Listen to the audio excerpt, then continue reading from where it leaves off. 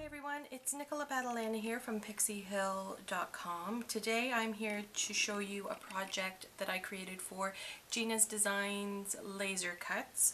I've used these really cute little boxes. They're called Bagatelle boxes. I love them.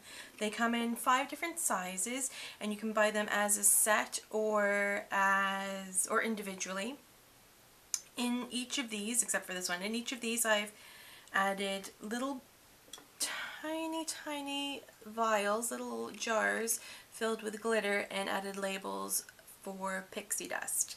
So if you wanted to buy the boxes separately, you certainly can, and select your size depending on the vials that you choose. So this Bagatelle box, I'm going to place the pieces down and just make sure that the orientation of everything is fine and that I have all the pieces sort of in the right direction so that I'm not taking anything apart afterwards. I'm going to put this together using some white glue. This is Eileen's tacky glue. I really like this glue, but by all means use whatever it is that you are most comfortable with.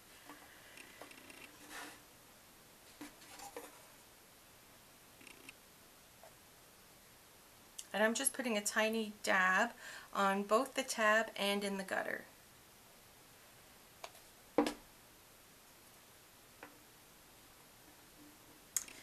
The reason that I check my orientation first is so that it just makes for assembly much easier, and then you don't have to worry about taking things apart and flipping them around. And for some of the boxes you may find that the orientation, it just means flipping the piece over, that's all.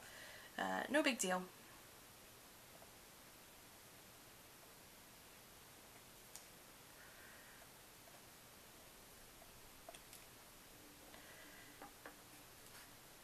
So you'll notice on my box there is a tiny bit of excess glue there, and all I'm going to do is take an inexpensive paintbrush that's just dampened a little bit, and I'm just going to clean up those edges. Just the blobs of glue that might dry into little bumps. One of the things that I like about the Eileen's tacky glue is that it dries fairly quickly. While that's drying, I'm going to take one of these miniature book plates and I'm going to paint it white.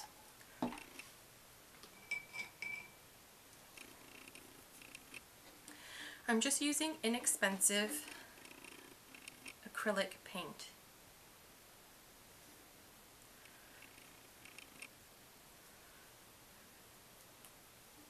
And I'm going to cover both sides.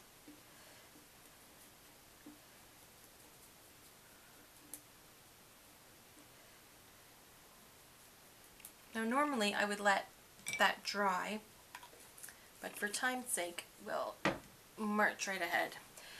I'm going to add a layer of Mod Podge Dimensional Magic. There are a lot of different products that are very similar to this, so don't feel that this is the one that I am endorsing in particular. This just happens to be what I have on hand. And what I'm going to do is clean off the nib there.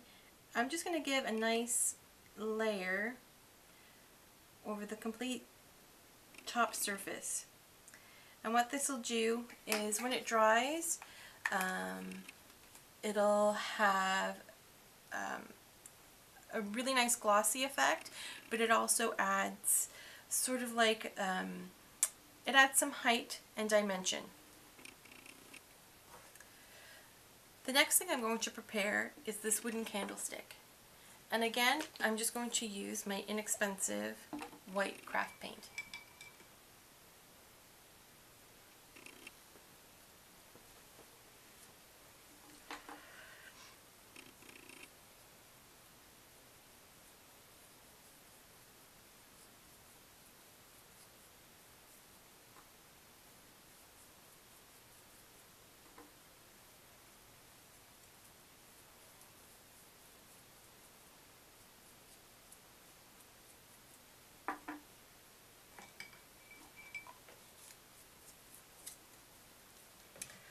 While those pieces are drying, I'm going to prepare the little vials that are going to go into my little display. And here you can see some that I've already prepared. These little vials I purchased and they already had glitter in them. All I did was add these tiny little labels. You can buy these little vials in all sorts of sizes and shapes. There's a tiny little round one, some little brown vials. I have prepared a collage sheet that has all different sizes to fit the various sizes of vials that are available. So if you want to, if you'd like to purchase those, they're available. I will post a link somewhere, but by all means you can also make your own. And the nice thing about these boxes is that there are all sorts of sizes, so you can fit the tiniest little vials in there, or create one that has one single large vial. So now I'm just going to give my box a quick coat of white acrylic paint also. And I do this because it sort of helps to camouflage if your edges aren't completely even. I'm going to be embellishing this box with some scrapbook paper, and if my edges aren't perfect, having the white paint will sort of hide any of my mistakes.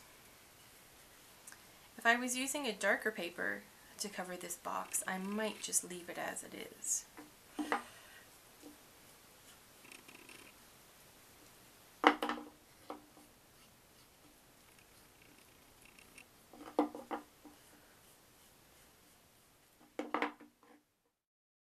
While those are drying, I'll just show you one little trick. One of the boxes that I created earlier has these little feet. And these feet are actually created using the key plates from Gina's Design Keys and Plates shape set.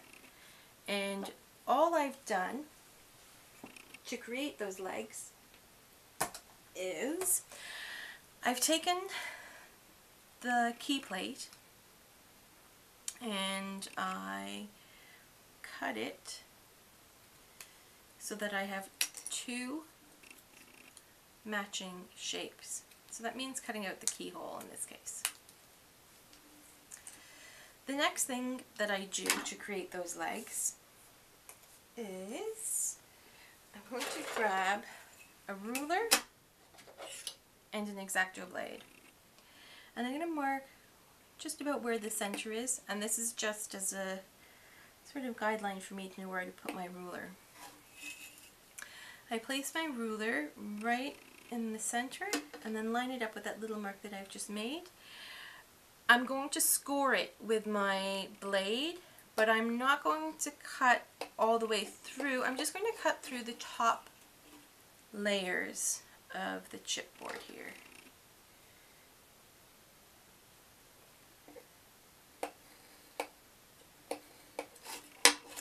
So now I can fold this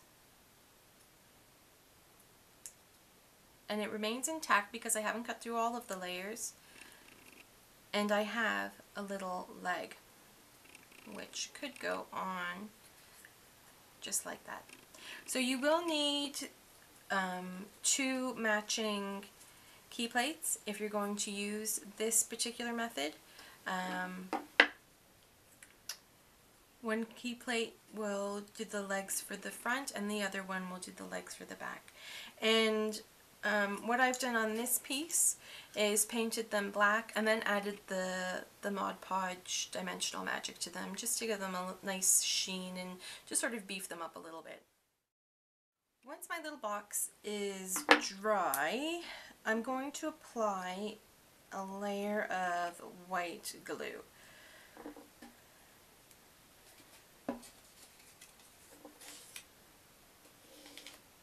And the thing that I'm looking for when I'm applying the glue is a nice, even, thin layer, and I want to make sure that all of my edges have glue on them.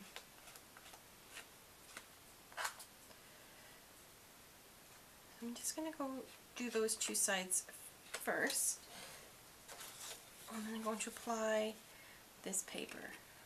And this paper is from Graphic 45.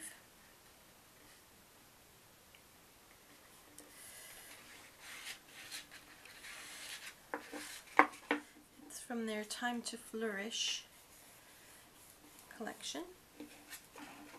And it's very pretty.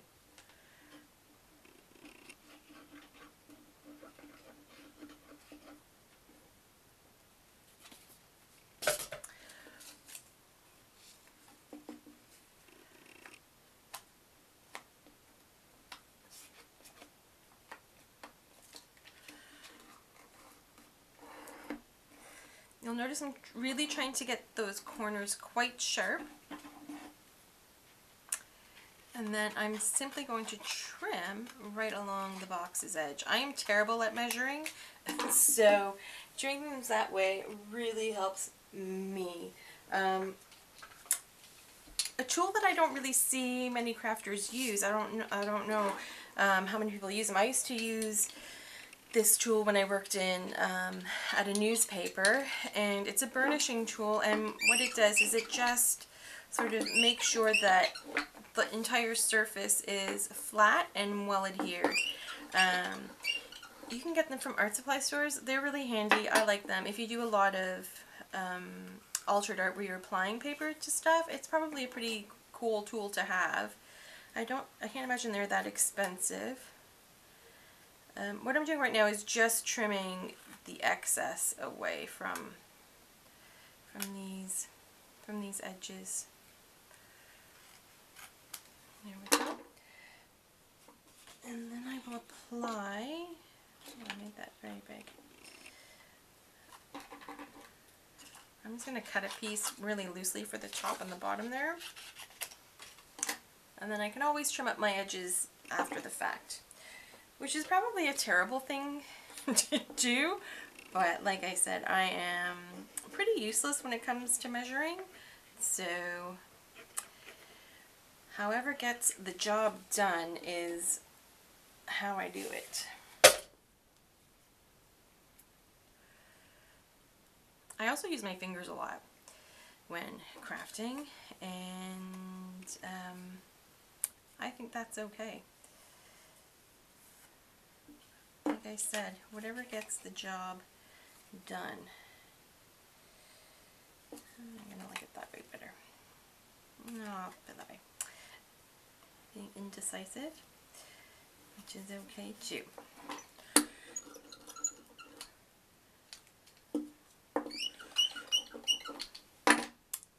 And really, you don't need an awful lot of glue to stick stuff down. It's a very, very thin layer that you actually need to adhere stuff. Especially with the Eileens, you don't need a lot. So there's the outside complete. So now I'm going to place the paper on the inside of my box. And again, I'm just using the tacky glue. And I'm not going to worry about covering the bottom or the top of this box. I'm just going to do the back and the sides. And this time, to apply the glue, because it's such a tight space, I am going to use a little paintbrush. And these paintbrushes are really handy to have around. Just soft bristle, inexpensive paintbrushes from the dollar store or the Dollar Tree or what have you. So that gets put in there like that, and then I'll place my little piece in there, and again making sure that it's well adhered on all sides. Making sure there's no big air bubbles in there, and if I have some extra paper there, I'm going to cut it right off.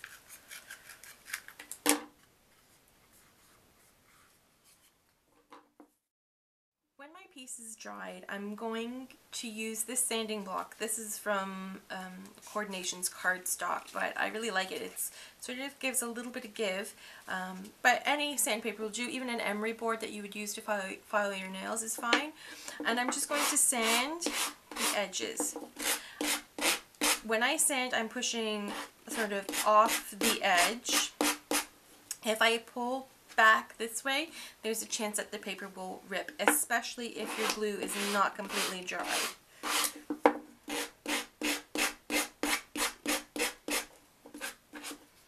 Now, I like a distressed look on my pieces, so I am going to go over some of these finished edges.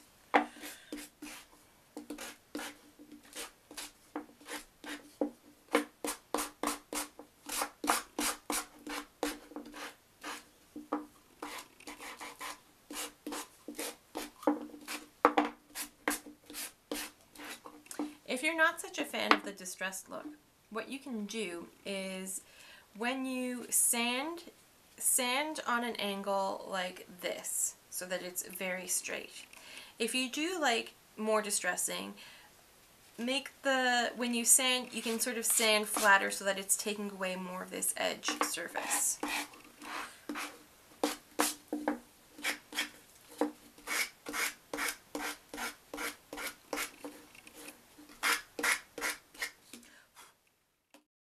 And now I want to fill this little box with my little vials of pixie dust and glitter. I'm going to add a variety of sizes just for some visual interest.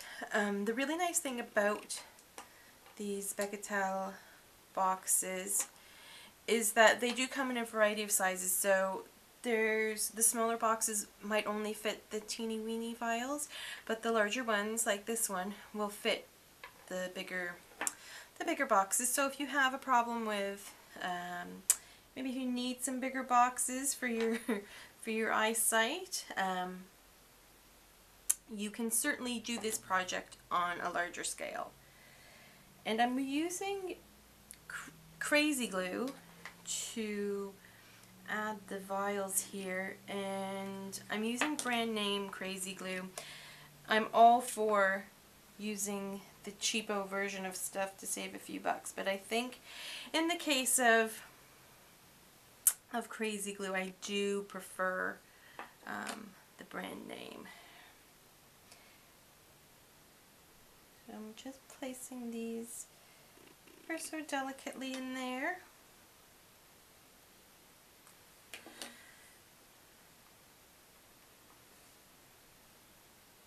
And when I'm placing them, I'm actually placing them quite close to the front edge, and that is because the boxes are quite deep. So if you do want to add something different to your box, a small treasure that perhaps takes up a little bit more room, it's absolutely suitable for that.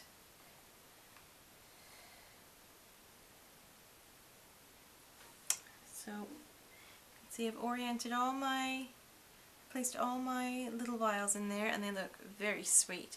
And I'm just going to let that dry. I'm going to set it off to the side. So I think what I'll do next is finish up the candlestick, and all I'm going to do is rough it up a little bit so that it matches the distressing on the box. If you keep a consistent look throughout your piece, I think that really adds to the attention to detail. So having sort of a brand new looking freshly painted stand and a distressed top might look a little bit funny. So try to keep the look throughout your piece. And again, I'm going to pull out my trusty crazy glue and put a fine line all around there. And then I think those vials are pretty much in place. And I'm just going to add it right to the center. And sort of when you add things to the center, when you're trying to place them, sort of look at it from all angles, and that'll really help you, because it might look fine from one direction and then the next direction it looks totally off. But I think that looks pretty good. So I'll let that dry for just a moment. And while that's drying, I'm going to take the tiny little book plate that I painted and put the dimensional magic on earlier. And what I'm going to do is add just my little fairy dust sign there. I'm going to apply it with just a little bit of the white glue once again. I'll apply it to the sides here.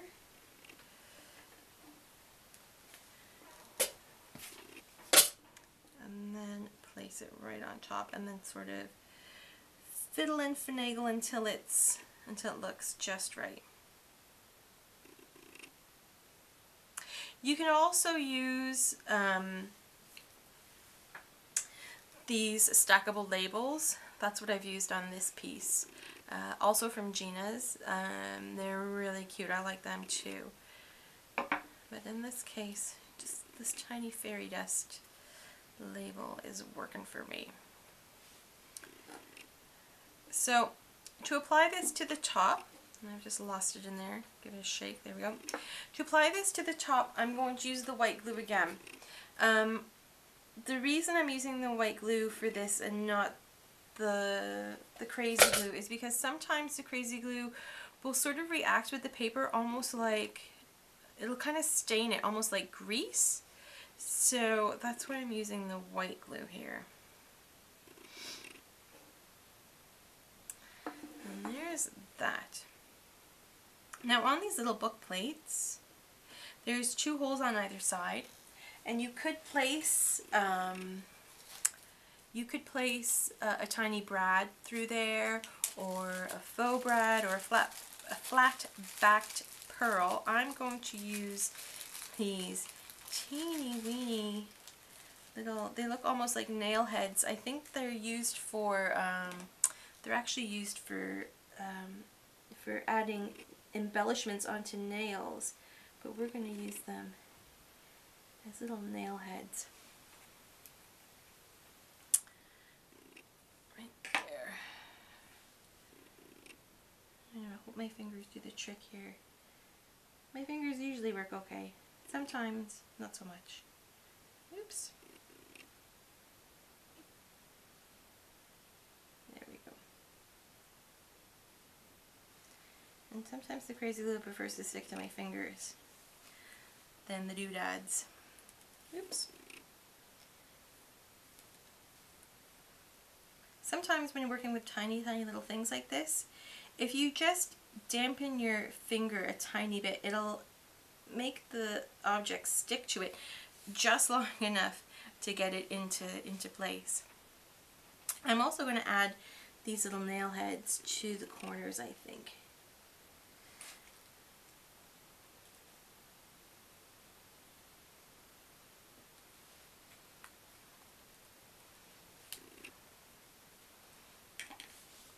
So again, I'm just sort of putting a tiny dab of spittle on my finger so that it holds the piece into place.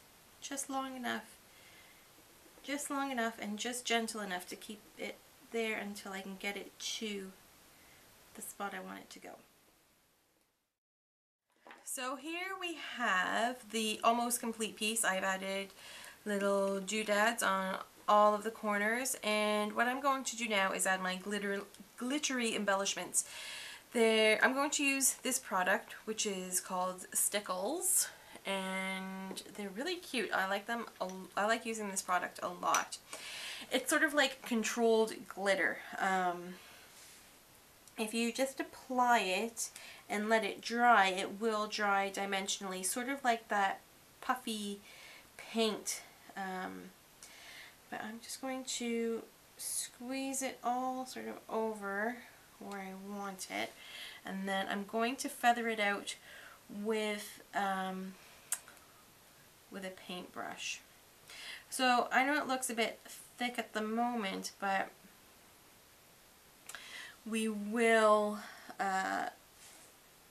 make this a little less garish. All right. So I have my paintbrush and I'm just going to sort of smooth this out. You can use your finger as well.